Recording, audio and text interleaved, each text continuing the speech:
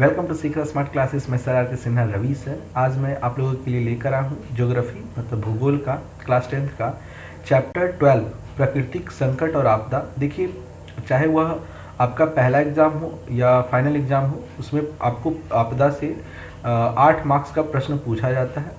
आप लोग इसमें देखिए, मैंने कोशिश किया हूँ कि इसमें नोट से लेकर ऑब्जेक्टिव से लेकर सब्जेक्टिव सारे क्वेश्चन को जो कि अपने लैंग्वेज से अच्छे तरीके से इसको कवर किया हूँ। आप लोग ध्यान से सुनिएगा और देखिएगा और कोशिश कीजिएगा कि इसे अच्छी तरीके से अपनी कॉपी में उतार लें, जिससे कि आपको याद करने में आसानी होगा।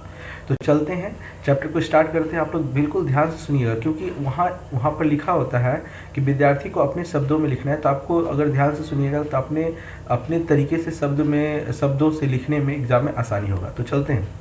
तो सबसे पहले देखिए, प्राकृतिक आपदा किसे कहते हैं। तो क्या लिखा हुआ है कि धन जन को व्यापक हानि पहुंचाने वाली आकस्मिक दुर्घटनाओं को प्राकृतिक आपदा कहते हैं। देखिए, जो भी धन जन को पूरा व्यापक मतलब जो है ना हानि पहुंचाता है, और आकस्मिक मतलब होता है अचानक जो दुर्घटना होता है उसी को कहते हैं प्राकृतिक आपदा।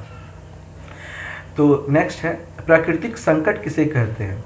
तो दीर्घकालीन क्षति पहुंचाने वाली आपदाएं प्राकृतिक संकट कहलाते हैं। देखिए, दीर्घकालीन क्षति पहुंचाने वाली जो आपदा होती है उसको क्या कहते हैं, तो प्राकृतिक संकट। ये देखिए, ये संकट है, नेचुरल हैजार्ड बोलते हैं, और वो क्या है, नेचुरल डिजास्टर है। नेक्स्ट प्रश्न है, आपदा प्रबंधन किसे कहते हैं।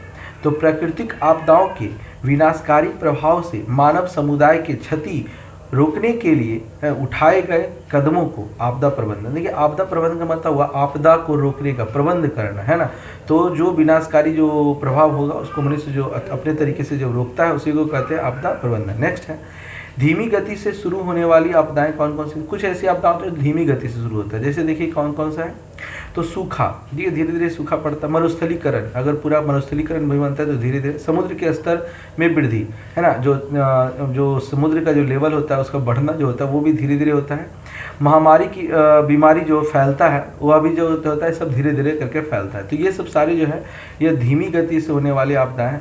अब तीव्र गति से शुरू होने वाली आपदाएं कौन कौन सी है। तो देखिए, भूकंप है, ज्वालामुखी विस्फोट, है ना, बाढ़ का प्रकोप, रासायनिक विस्फोट, महत्वपूर्ण बुनियादी ढांचे की विफलता, है ना, परिवहन दुर्घटना। ये सब सारी चीज़ जो है वह कौन सी है, तो तीव्र गति से अचानक आ जाने वाला घटना है। ठीक है। नेक्स्ट है, सीमित क्षेत्रों को प्रभावित करने वाली आपदाएं कौन कौन सी है। तो देखिए, आंधी तूफान, टॉर्नेडो, ओलापात, ये सब जितने भी हैं वो सीमित क्षेत्र में है। मतलब ऐसा नहीं कि आंधी होगा तो सभी जगह आएंगे, ऐसा नहीं है। तूफान होगा, टॉर्नेडो, तो ये सब जो है आपदा जो है ये सीमित क्षेत्र वाला है। अगला, विस्तृत क्षेत्रों में प्रभावित करने वाली आपदाएं कौन कौन सी। देखिए, ओजोन परत का क्षरण, है ना, भूमंडलीय तापन, ये सब जितने भी हैं ये दो जो है यहाँ पर है। तो ये विस्तृत क्षेत्रों में प्रभावित करने वाला आपदा है। नेक्स्ट है, कुछ विनाशकारी आपदाओं के नाम बताओ। कुछ ऐसे होते हैं जो कि पूरा विनाशकारी होता है, जैसे जैसे देखिए यहाँ पर बाढ़ है, भूकंप है ना, सूखा है, सुनामी है इत्यादि। ये सब सारे जो है वह कौन सा है, तो ये है विनाशकारी है। मतलब ये जब आता है तो कहीं ना कहीं बहुत सारा मनुष्य को है ना धन जन का बहुत हानि करता है। कुछ कम विनाशकारी आपदाओं के नाम बताओ। देखिए यहाँ कुछ जो इसका नाम है, कुछ जो कि कम विनाशकारी, चक्रवात हो गया, ओलावृष्टि हो गया, है ना, हिमस्खलन हो गया, भूस्खलन, ज्वालामुखी इत्यादि। ये सब जितने भी हैं ये सब कुछ कम विनाशकारी आपदा है। नेक्स्ट है, बाढ़ किसे कहते हैं। तो लगातार वर्षा के कारण नदियों, झीलों, पोखरों एवं अन्य जलाशयों में जल स्तर में अधिक वृद्धि हो जाती है, जिससे जल जमीन पर फैलने लगता है, इसे बाढ़ कहते हैं। बहुत अच्छा लैंग्वेज में दिखें अपने तरीके से कि देखिए, जब वर्षा होता है तो बिल्कुल नदी का जो लेवल बढ़ जाता है, झरना हो गया, पोखर हो गया, ये सब का स्तर बढ़ जाता है, और वह पानी जो है उसके मतलब वहाँ से जो कि झील से निकलकर या फिर नदी से निकलकर वो क्या होता है, ज़मीन पर फैल जाता है, उसी को बाढ़ कहते हैं। नेक्स्ट है, बिहार का कौन सा भाग सर्वाधिक बाढ़ग्रस्त होता है ना, बाढ़। तो देखिए, बिहार का जो क्षेत्र है, बिहार का पूर्वी भाग, जो पूर्वी भाग है वहाँ पर जो है बाढ़ का प्रकोप ज़्यादा रहता है। नेक्स्ट है, सूखा किसे कहते हैं। तो किसी भी क्षेत्र में होने वाली सामान्य वर्षा में 25% या उससे अगर मान ली 25% उससे ज़्यादा कमी अगर होने लगता है तो इस स्थिति को सूखा घोषित कर दिया जाता है। मतलब उस जगह जो है ना सूखा कहलाता है।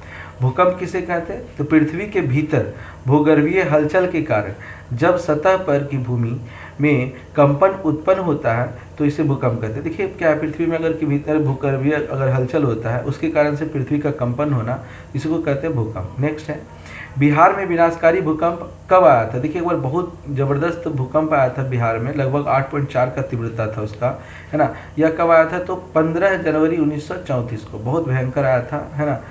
बिहार के लगभग 22 डिस्ट्रिक्ट को, है ना, बिल्कुल तबाही मचा दिया था। नेक्स्ट है, सुनामी किसे कहते हैं? तो भूगर्भीय हलचल के कारण जब समुद्रों में, है ना, समुद्री लहर तेजी से तटों के पास के भूभाग पर फैलकर जान माल की हानि पहुंचाती, तब इसे सुनामी कहते हैं। देखिए मतलब समुद्र में लहर उठता है और कहीं ना कहीं जमीन पर क्या होता है, बहुत सारा क्षति करता है, तब उसको क्या कहते हैं? सुनामी कहते हैं।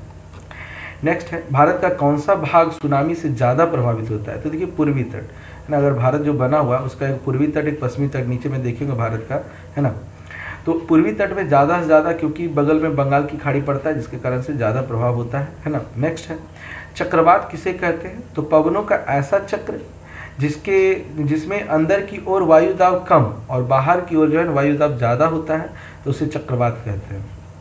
बंगाल की खाड़ी में उठने वाले चक्रवात भारत के किन किन राज्यों को प्रभावित करता है? तो भारत में जो चक्रवात उठता है तो कौन कौन से राज्यों को प्रभावित करता है? तो देखिए झारखंड हो गया, बिहार हो गया, छत्तीसगढ़, उत्तर प्रदेश का पूर्वी भाग और पश्चिम बंगाल, उड़ीसा इत्यादि। तो ये सब जो है ना, ये सब राज्य को बिल्कुल प्रभावित करता है बंगाल के में जब चक्रवात उठता है। नेक्स्ट है, ओलावृष्टि किसे कहते हैं?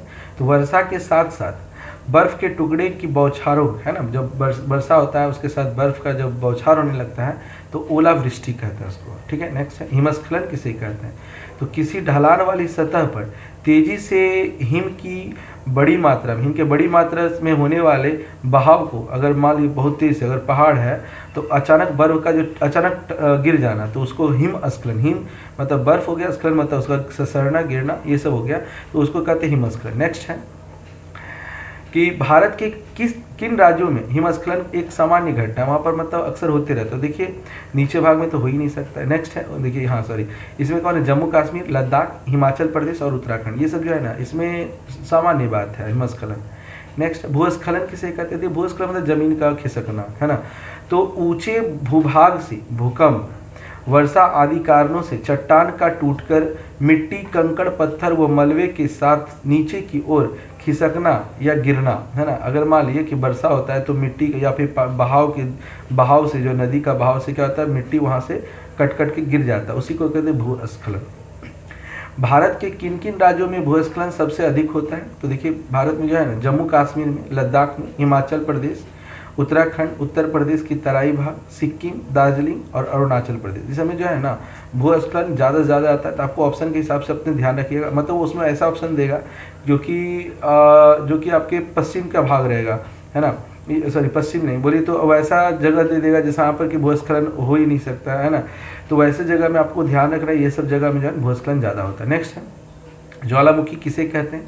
तो पृथ्वी की, है ना, सतह पर उपस्थित ऐसी दरार या मुख होता है जिससे पृथ्वी के भीतर का गर्म लावा, गैस, भस्म आदि बाहर आते हैं, उसे ज्वालामुखी कहते हैं। नेक्स्ट है, भारत के किन क्षेत्रों में ज्वालामुखी का प्रकोप उड़ाता है? तो भारत में ये एक जगह है जो कि भारत से दूर है, भारत में तो सटा नहीं है ना। तो वह है अंडमान और निकोबार द्वीप समूह। यहाँ पर कभी कभी, है ना, जब हमेशा नहीं आता, कभी कभी आता है। अगला है बाढ़ और चक्रवात भूस्खलन, है ना। तो देखिए बाढ़ के आने का प्रमुख कारण क्या क्या है? तो बाढ़ के आने का कई कारण हो सकते हैं। ज़्यादा बारिश, जमीन में बारिश का रिसाव कम होना, देखिए पानी अंदर कम रिसाव होगा, सिंपल सी बात है, ऊपर पानी रह जाएगा तो बाढ़ का समस्या रह जाएगा।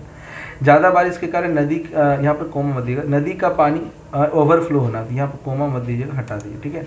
नेक्स्ट है कि नदियों और तटबंधों का टूटना, है ना, सुनामी और भूकंप, है ना, पहाड़ी इलाकों में असामान्य बारिश, है ना, और बादल फटना, गर्मियों में बर्फ पिघलना, ये सब सारे जो है बाढ़ का कारण बनता है।